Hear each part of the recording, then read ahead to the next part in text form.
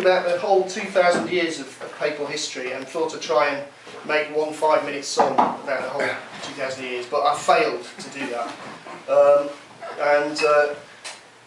This song is the first song I wrote about it, and after 7 minutes of song, I'd only got to the first 1,000 years, so then I realised it was going to be a couple of songs, and then it turned out to be, well, the first album is it goes the first 1,400 years basically, so it's going to be probably 4 albums actually. But anyway, I no longer sing this song, I just recite it, but this is the story of the first 1,000 years of the papacy.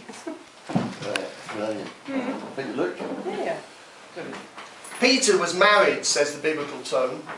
His daughter Petronilla lies buried in Rome. In 314 the church banned bestiality, a favourite pastime of some clergy. Damasus I, the son of a priest, became pope and threw his wife and kids on the street. He held orgies in churches on saints' days, the nuns and the bishops and the favourite ways. He was tried for adultery by 44 prelates. Now he's a saint and his bones are relics. Siricius, 384 to 399, tried to get priests to abandon their wives. This didn't go down very well through the lands. The priests and the bishops ignored his demands. His successor Anastasius became a saint, and his son became Innocent I in 401. So wash your mouth out with soap. Here come the popes.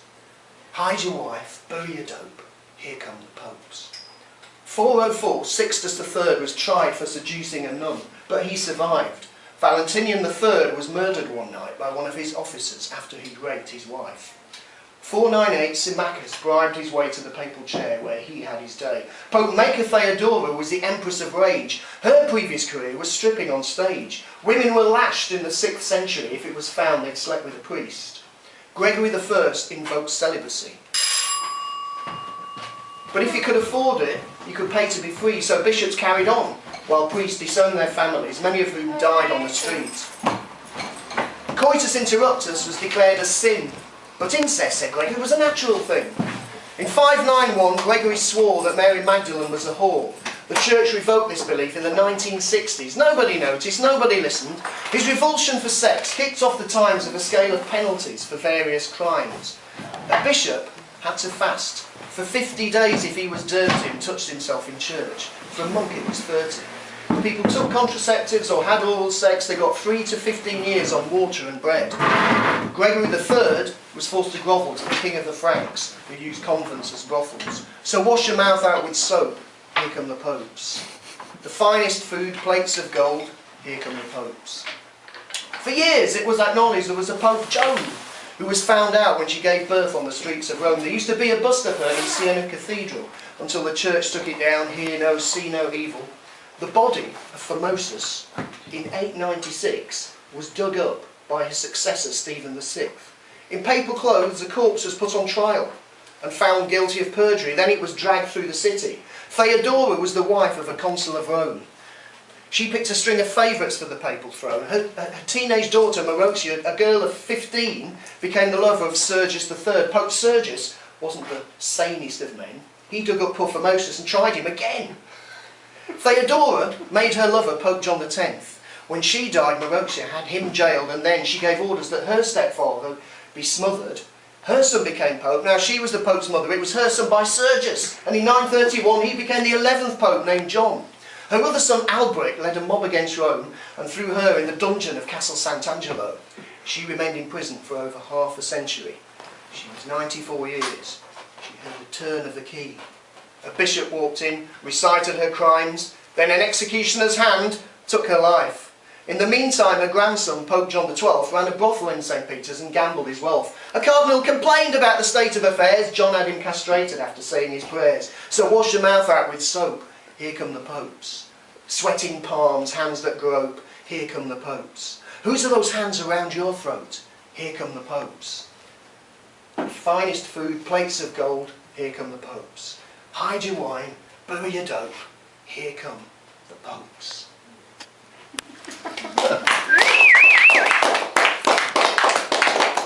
Thank you. You can walk in front of me now if you want to go.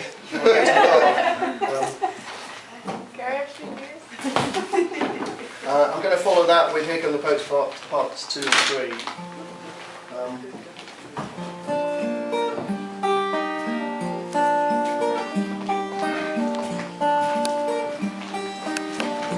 John the 12th he kept 2,000 horses, fed them wine.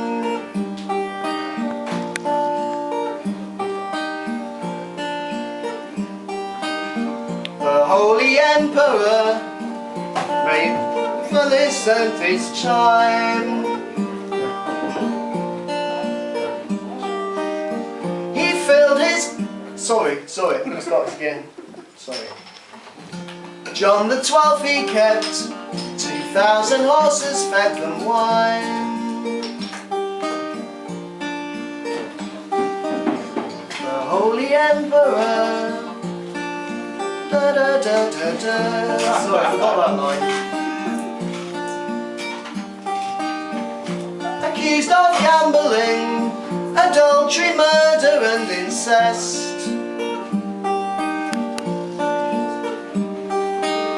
Two sisters were involved. Pope John failed the test. He was reinstalled till someone's husband caught him in his bed and killed him with a hammer to the head. Then came his son John the 13th, led a similar life and died like his father in somebody's wife. Here come the popes.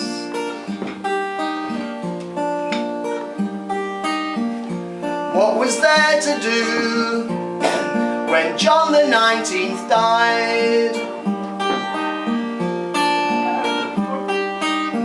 But make his 12-year-old son Benedict the 9th.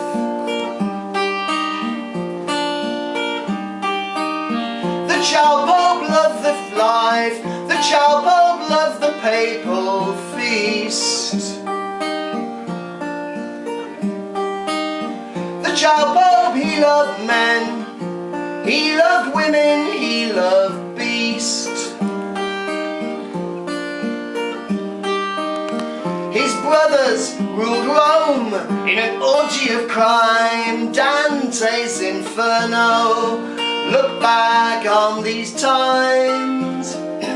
Benedict's gay orgies were the talk of the town until he sold the papacy for £1,500. Here come the popes.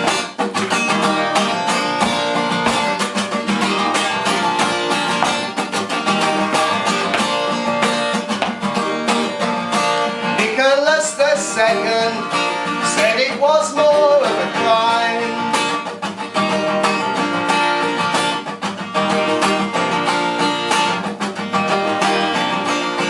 To be married and to have a concubine.